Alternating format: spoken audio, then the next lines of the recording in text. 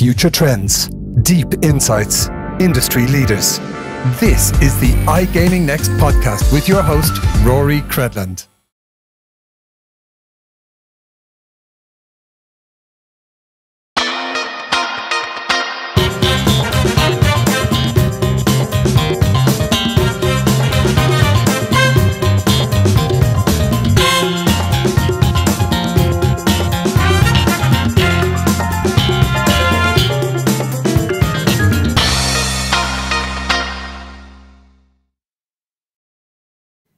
Hi everyone, welcome to today's podcast. I am delighted to say I'm joined by Ben McDonagh, from CEO and co-founder of Green Jade Games. Welcome, Ben. Hey Rory, good to see you again. Yeah, good. Well, happy New Year and all that. I think we've only just started. It seems busy already, doesn't it? So it's always, yeah, already feels like a happy memory too far away. Yeah. Yes, exactly. Listen, so we just wanted to have a quick catch up, really, on this. You know, you've recently changed direction at Green Jade Games. Tell me more about it. No more slots, just arcades. Why now? Yeah, exactly. So why now? I think we're ready. We're finally at the point where we can go to market with the suite of arcade games that we've been, researching and developing over the last 3 years. So we see that the slots, obviously there's an incredibly large audience for slots, and the marketplaces, we cannot imagine that ever dwindling. But slots was never our fight, was never our cause. We always wanted to build arcade and games with skill, highly interactive content, a lot more mobile style focused games.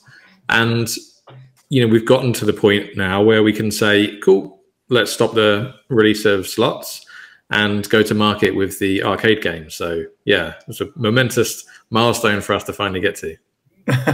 And you say it's more about, no longer just about the games. I mean, from outsider's perspective, like myself, you talk about there's much talk about the destination, about being the sort of the destination for entertainment, so to speak. I mean, the Netflix of this world. Is that what you're trying to create? Was that the end? Yeah. When we talk about differentiated game content, it's with a purpose. So when we have the slots community and the different providers providing content into the casino verticals, we don't see any differentiation which enables an operator to acquire a different player base.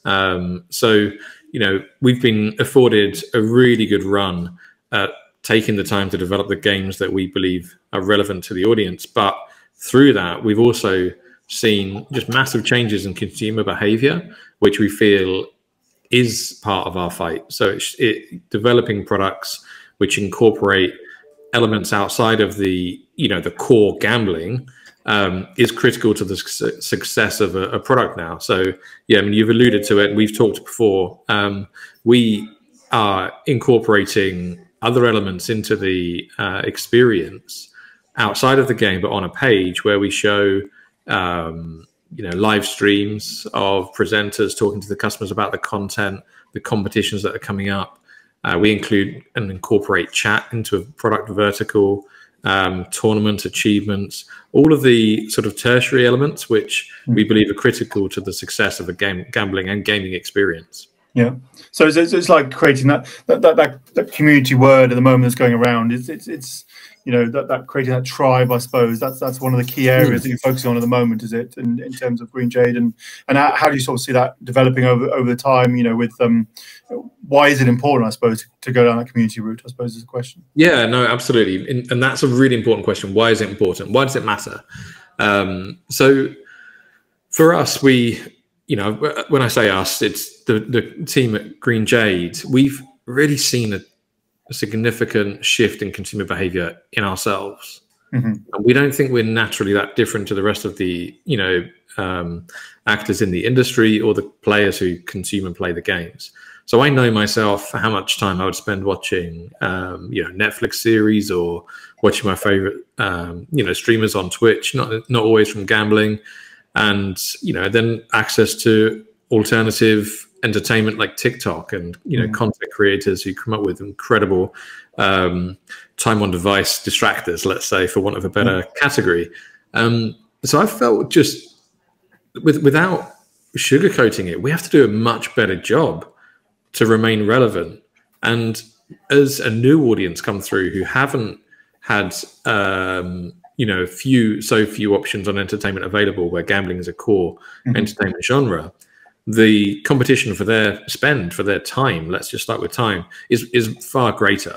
So if we just went out with another game where there wasn't the interactivity, you couldn't collect anything in the game, you couldn't level up, you couldn't make progression, which is the gaming experience they're all now used to, then we felt we were sort of just doing a disservice. So, you know, that's kind of the whole, you know, why does it matter? It matters because customers' needs have changed, and we have to develop the software in order to encompass their needs and you know, elevate the experience significantly. I'm passionate about this industry. I want us to keep growing. I don't want to, you know, keep seeing our breakfast eaten video gaming companies which take you know, put loot boxes into gaming and essentially have an audience already educated on how to gamble. I want to bring that back into gambling and make that fun, but you have to do that with different games. Yeah. No, sorry about that. My dog barked. It's obviously someone at the door. Yeah. So this community. I mean, how do you balance that sort of old guard and new guard? I suppose that it's quite interesting. It must be quite tricky to get that fine line, I suppose, in that balance in that community. Is that something you focused on and looked at? It's something we've absolutely focused on. A lot of our work right now is a hypothesis. We go to market with what we're calling a lobby, a product vertical, very controversial, but we think it's the only way to make a success of building this community. And obviously the players that we expect to sign up are going to be, you know, Ethel, 88, you know, retired great-grandmother with disposable income or, you know, funds and time, and wants to have that interactivity with other like-minded people. On the same page, we also expect there to be, you know, Nikos, a guy who's going to be, you know, early 30s, loves his, you know, battle royale style games, has propensity to gamble, and wants that entertainment. So how do we encompass a good experience for both players? So first of all, content is king. We need to have that variation in game style. So we have puzzle games, we have quiz games, we also have first-person shooter games. We have, you know, retro arcade games, you know, influenced by Gallagher and Arkanoid, and the games that we, you know, a lot of us grew up playing, and a lot of the first games that entered the App Store when mobile games started becoming a thing as well. So high degree of familiarity. So we think there's no one solution which fits all. It's going to be quite a personalized experience, and parts of that will come through chat. So just the validation of being on site and talking to, as I say, other like-minded people and engaging with others digitally, which is how we all interact now through social media. So often when we don't even know the people, whether they're a celebrity or they're just, again, someone who also likes house remodeling videos and has commented a few times, and you see their posts. So we think it's creating areas of you know, a mobile web page or a web page, and allowing them to find like-minded individuals, engage with them, and then partake in the same activities, playing the same games, and, you know, watching each other's scores in real time as well. So yeah, no one solution. No, I mean, has that afforded you to actually like build, you know, increase your, I suppose, your team on the ground with yourselves? I mean, has that been an added factor? Are they continuously, sorry, working together on, you know, because there must be quite a lot of back and forth going on with the community. There is. You know, when Jesper and I founded this business, it was very much, you know, operators need different content. We kept it was simple as that. Then we focused on elements that we enjoy. We enjoyed the interactivity with games and having control over the outcome, and competition, quite frankly. And, you know, he always beats me, so I've certainly got the work to do there. But it's interesting because I think when we talked back in the day, when you spoke, I think it was online again. I think we had an interesting session about why did you get into this industry? And obviously, this is something that you and Jesper are very passionate about, and obviously, you must follow to that extent as well. And you know, I think when we did a quick research call, you said you're online now and you're engaging with people that you probably wouldn't necessarily normally have ever done before. Yeah, exactly.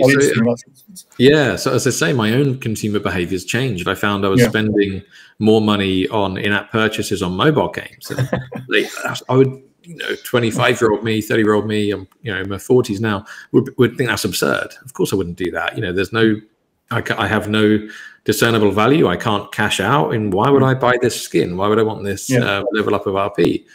It's what you find interests you and gives you that identity in a digital world. So because I found where my own money was changing, where I was spending money differently, and as you say, I was meeting people playing, battle royale style mobile games that I would never have any opportunity to meet before. And there's people I still chat to now. We can connect through WhatsApp. There's an Iranian girl who, this interaction would never occur. She wanted to get hold of some literature, normal books that you and I could get access to, and she, in her country, for some reason, wasn't able to access this, so you could download the free PDF and send it across. And it's community building in that way, which I believe isn't unique to gaming or video gaming. It's relevant to our industry. Especially given our origins, our land-based casinos, where you would be gathering around one machine when someone has a jackpot, you would be cheering on the craps table. It's very community-based. And as it's moved digital, we've lost that connection. We've lost that human element as we've gone very much singular interactivity with a slot, and the only narrative you have is how you react to the volatility in the game. Yeah, do you think, and this is controversial, do you think like the sort of the game element becomes secondary almost to that community element? Is that something you must have considered that, saying, well, actually, hang on, what if it suddenly takes off and this community becomes a product in itself almost in that sort of sense, and then the game becomes secondary almost in that. And interestingly, some of the operators we've spoken to have raised this as well. Do we want people on site watching an interesting streamer? And I'm kind of like, always, hell yeah, of course. You want them on site while they're with you. They're part of your community, and that's gold dust. Having these people. That's the word of mouth, isn't it? I suppose. And they go and talk to their friends. It's that recommendation here. I'm enjoying this. Maybe you'd enjoy it too, start thing. So it's positive affirmation. You're doing something right, and you're adding value. And from a streaming point of view, there's massive streaming communities, incredibly active. There's some of the streamers meet their own fans offline, and I love that element to it. But I feel that operators, to a certain extent, are missing out on that. Yes, they act as an affiliate, they can drive some traffic, but you lose the branding, the operator's relationship with the customer. So by putting the streams on site and investing back into the community from an operator, it's nothing to do with Green Jade, it's nothing to do with us as a supplier. It's all about the operator's relationship with the players and the community that come into play. I think that's critical to the success. And how do you, just looking at the regulatory side aspect of it, how do you think that will play out? Is that going to be harder do you think, from a regulatory point of view to control, or is it going to be easier? Because one part of bringing into the community element is it becomes more mainstream, more acceptable, more easier to, let's say, check and keep an eye on things, and so forth. Is that something what's your opinion on that? So much of it comes down to game content. So I remember years ago when we were heading to ICE. What was that, 2000 and I forget the year now, but the UKGC had worked with the gambling, with the one of the independent advertising groups, I forgot what they're called now, about advertising, the restrictions on advertising and gambling, and the usage of imagery and themes that would appeal to young people. And ever since then, when developing content, you always think about, okay, does this deliberately appeal to young people? Now, whether it's completely relevant for an adult audience as well, you've always got this consideration. So content is still going to be the one that probably has the greatest scrutiny when going through regulatory compliance requirements, and kind of as it should. Although I do think if we can channel marketing and media accurately, then a gambling site is purely a destination for adults. But it's obviously, if it's a billboard on the side of a train station wall, you can't stop your 12-year-old looking at it and going, cool, first-person shooters, I enjoy that style of game. So there is definitely that consideration, that concern. We've got to be responsible in how we communicate the product and the offering. It is a risk. Every time you're spending money, it's a risk. Interestingly, you have an opportunity of reward. I'm not going to say that you don't have that in a Fortnite or a similar game, but that's the reality. You don't. But that's not a reason to convert into gambling. The product should still only appeal to people who have a propensity to gamble, who enjoy gambling as a form of entertainment. But yeah, I think when you're adding other elements onto the site, you've got to be very mindful of the rules and regulations. So by market, whether it's Sweden or UK, there's certain content which cannot be on site, and that's fine. We will do our best to make it still have the competitive element in there, the ability to compare score without intrinsically encouraging them to wager further to achieve the same result. It's always tied back to allow the players to make their own decisions in each time when they want to set a wager. So yeah, there were challenges, but we embrace those. They're there for a reason. It's just trying to do the best job we can. Yeah, I mean, with these communities are getting younger and younger, so that poses its own challenges, doesn't it? In that sort of sense. So I mean, my son already, he's on what's he on now? He's on Pokemon Go and Fortnite and everything like that. So they're already targeting that age group, and it must be quite quite interesting to see how. It'll be interesting to see how that all develops going forward. It will be. Yeah, it's interesting because we work in such a regulated space. Some of the stuff I see my kids engage with, I think, how's that acceptable? He managed to go on YouTube the other day, even though I blocked it, and I was like, how the hell? But they're growing up in this community space, aren't they? They're growing up in this. Oh, if I don't know it, I can ask my friends, and they'll, so it's going to become part and parcel of everyday life, I think, in that sort of sense. And then with this whole metaverse that we're talking about as well, that must be another, I was going to use a French word then, but it's going to be a headache for you guys to think about from that aspect as well, in terms of how you take it one step further, I suppose, and create into the metaverse. Is that something? Is that something you guys are thinking about, or is that next year's problem? It's a great question. So I think I would expect near every game developer is thinking about it. All these different companies are on different parts of their own life cycle. So we, as I've said, we've kind of finished 2.5-3 years of research and development on what is critical to the success of an arcade game or a mobile game in gambling. And our sole focus is launching Arcade Lobby with a suite of games with the integrated streaming, the chat, and the tournaments, and building up that destination, that and investing in that community, putting the love into speaking to the customers, listening to the customers, and making changes. Outside of that, do I harbor ambitions to be relevant in a metaverse, in a VR world? Of course. Have you created your own avatar yet? I'll be in there. Yeah, it would look exactly. It won't look anything like me, but yeah, it would be. I think we would be naive not to at least be thinking about it. Now, if we're sitting down and writing proposals, we're not there. We don't need to be there. We have to focus on our core product, our core solution. But we know the market's changing around us. We know that these other companies are working on them, and good luck to them, because I think it's so important to continuously invest in good entertainment and great product in a safe and encouraging way. So, we're thinking about it. We're not anywhere close to doing anything about it. No, true, and I suppose looking on that Web3, I suppose, which everyone's talking about now, and how do you sort of see it going forward? And let's fast forward in 3 years' time. Touching a bit on it now, but that community spirit is so important. But can it even develop? I actually think that's almost more relevant to us than a metaverse or whichever digital world sort of takes popularity first.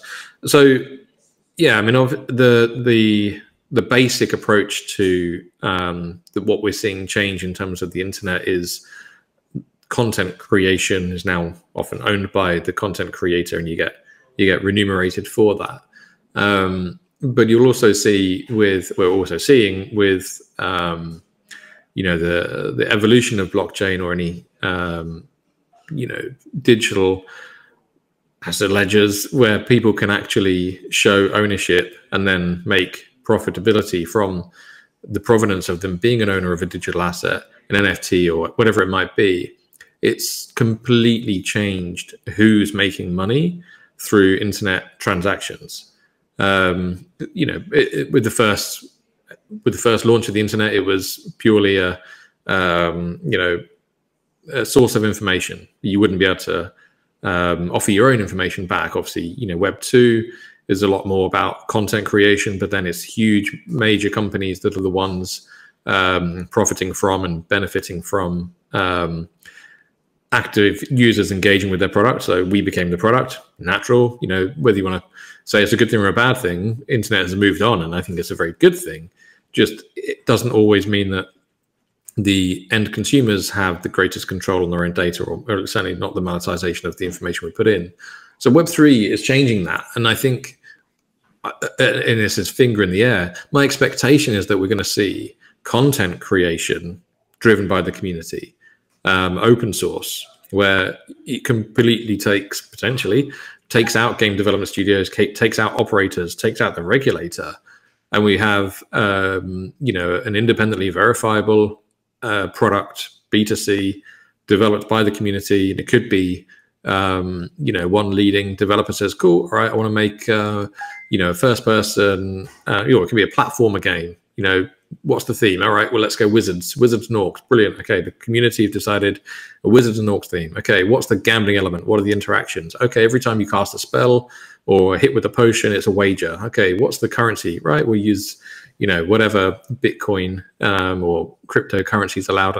And I think you'll just see you know, an independently verified RNG coming up with the answers, and suddenly we're irrelevant. And when that happens, whether it's, you know, years or a decade, I don't think it really matters. There'll always be a place for commercial companies, especially for accessibility and relevance and just that comfort. But yeah, when we talk about Web3, I think it's going to be a lot more about content creators taking ownership of gameplay and, you know, creating NFTs which have a rarity and a provability of value for interactions, for transactions within, you know, video gaming as well as gambling. I certainly think, I certainly hope, I think that's fun. I think it's incredible to say, yes, I'm going there to gamble, and also have an opportunity to acquire an NFT which has specific value later on down the line. That's fun. No, that sounds great. Look, I think you've got your work cut out. I think there's lots to think about here, and look, it's great that you're at the forefront of it at the moment, and building that community, which I think is exciting times for the industry as a whole to see how that progresses. So yeah. Well, one more final point before we wrap up. I just out of interest, go and touch back on that community element we've been talking about. The demographic of that community. What does that look like in your eyes for those like myself who don't know it? Yeah, no, absolutely, and it's probably one of the areas we focus on the most. So we look at complementary product verticals like live casino. We know that they're anywhere between 10, 12, 15% of the total revenue. And, you know, whilst the revenue per player are high, that's still a large community of a fairly, you know, niche audience, we could argue. Same with slots. All of our data, you know, has always indicated around 7% of a adult population or our gambling population play slots. So again, fairly niche. So maybe mobile gamers are incredibly diverse. Very large, very, you know, we're up in the 90% of adults who play one or more social games a week or hyper casual social games a week. So it's almost all of us. But interestingly, these aren't the audience that casino operators have access to today, because these customers wouldn't consider themselves to be gamblers. They wouldn't even consider themselves to be gamers despite gaming. And they wouldn't always express an interest in playing slots or table games. So the demographic is incredibly broad, which makes us really excited when putting the shoes on of an operator, because suddenly we're creating an access to an audience, an untapped audience, an undiscovered audience, because suddenly the games that they like to play are available in one location and playable in a safe way as well, you know, in terms of gambling protection. So yeah, the demographic is you, it's me, it's your next door neighbor, it's the same people you see traveling on the trains to work, and the people who are retirement communities. It's incredibly diverse, and that's what I find really exciting about, you know, bringing this player group to an operator. That's what I'm looking forward to. No, great stuff. Listen, thank you so much for your time today, Ben. It's been a real pleasure getting some insight into Green Jade Games. I hopefully look forward to seeing you soon, and thank you once again for giving me some insight. Thank you so much, Rory. Always a pleasure. Take care. Bye bye. Bye bye.